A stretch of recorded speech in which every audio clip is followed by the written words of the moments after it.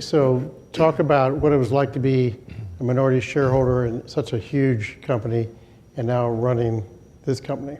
You weren't active in the big company. You're very active in this. Compare and contrast that. Well, of course, they're both beer companies that I was involved in and active in, and I'm active in today. The company before Anheuser-Busch was a company when I was a kid and throughout my lifetime was pretty much established. And at that time, it was the challenge was staying number one and separating yourself from the second place competitor. And that took innovation. That took innovation such as coming out with new products. That took innovation such as marketing tools like opening up Grant's Farm. My father started the theme parks, Busch Gardens, buying a baseball team, which really helped sales, and so many other things, and building breweries throughout the United States was a big thing to stay number one and to continue to grow. With what I'm doing now, it's also takes innovation, much the same as my great-grandfather Adolphus, who started the beer company back in the 19th century. You know, I feel like I'm walking in his shoes. I mean, he got to create the beers he wanted to create. And I get to do that now. So to compare the two, it takes a lot of work. It takes a lot of innovation. But the difference is one was established, and this one now is something we're starting up and creating ourselves. And they're both a lot of work, but both very, very satisfying and very fun to be part of, both of them, that's for sure. Mike, you worked at AB, and now you're working with Billy, not active in the business day-to-day, I don't think, but what's it like being AB proper and then involved with this effort? A lot of fun. You know, as a St. Louis kid who, quite frankly, worked his butt off to get a job at AB and was an employee, and yeah, you've got, 401ks and stock plans. That was nice. But I chose 10 years ago to leave long before the InBev, dynamic. And now to be invited, by Billy to be a part of this startup and to actually have a minority capacity from an equity standpoint, as from a beer drinking St. Louis kid standpoint, it's kind of a dream come true.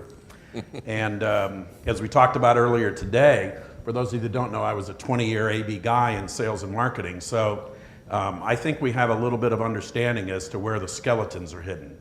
And we don't want to go into too much detail in a forum this size, but there's clearly a lot of architecture in our brands and our marketing message and our strategies that aren't just by chance.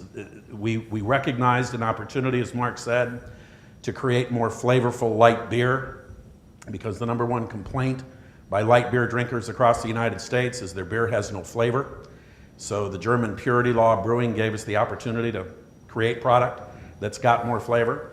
As Mark said, we're kind of becoming, the default light beer for craft beer drinkers, because we recognized that there was an opportunity where craft beer drinkers do not like domestic premium beers. To them, it's, blasé. And so we designed a premium lager that would give those people, because of the purity and the flavor profile of the product, a place to come to. And as Mark said, they want to drink more than 3.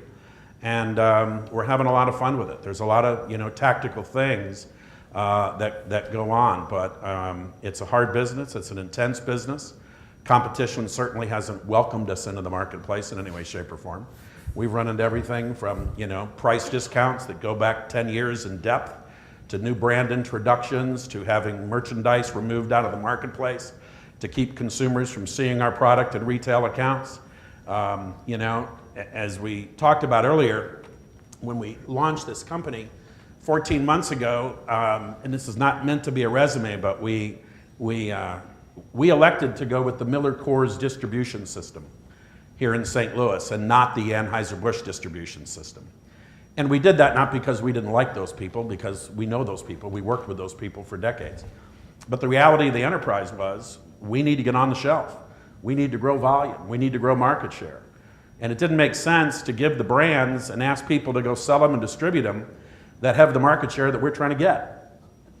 So it made a lot more sense to give it to the guys that don't have the market share, because they're as hungry as we are. And when we launched the company, you know, I've done a lot of strange things, but I was the former marketing director for Budweiser. I was the former VP sales for AB. I haven't stood in a lot of Miller Coors sales rooms. And standing there, right, I looked around the room and we outlined the company, and Billy put out the marketing plan, and Mark laid out the product. And I looked around the room at all of these young, aggressive sales guys that are going to hit the street for us the next morning. And I said, you know, in either of my capacities at Anheuser-Busch, either as the marketing guy for Bud or the VP sales for the company, if somebody would have walked into my office and said, Mike, we got a problem. A guy by the name of Billy Busch just launched a company in St. Louis called William K. Busch Brewing. He's introducing a lager and a light beer called Kräftig Lager and Kräftig Light. It's priced the exact same as Budweiser, and it follows the German purity law. It doesn't use any rice or any corn, and it's got the same calories, carbohydrates, and alcohol content as Bud and Bud Light. What do you want to do? I don't think I'd have an answer. And for anybody here that knows me, that doesn't happen too often. I think that the architecture of the company and Billy's heritage and his commitment to quality production and what happened in this community with, quite frankly, an unwelcome takeover of St. Louis's beer company, it's created a schism in the marketplace. And we just didn't want to come out with another beer and put Billy's family's name on it, put it in the market. We decided to come into the market with Billy's family's name on it and give beer drinkers what we think is an alternative choice. We're not going to badmouth their brands, they're their brands, but we wanted to give somebody truly something different, a product with a point of difference.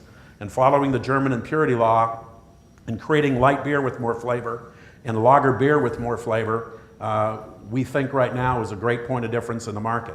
It's kind of fun, you know, to be David and to be looking at Goliath and to know that 95% of their volume base has rice or corn.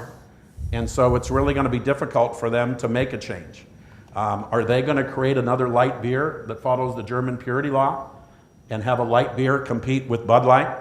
Is Miller Coors going to come out with a German, you know, purity law brewed light beer and compete with Miller Lite and Coors Light? We don't think so. Stranger things have happened.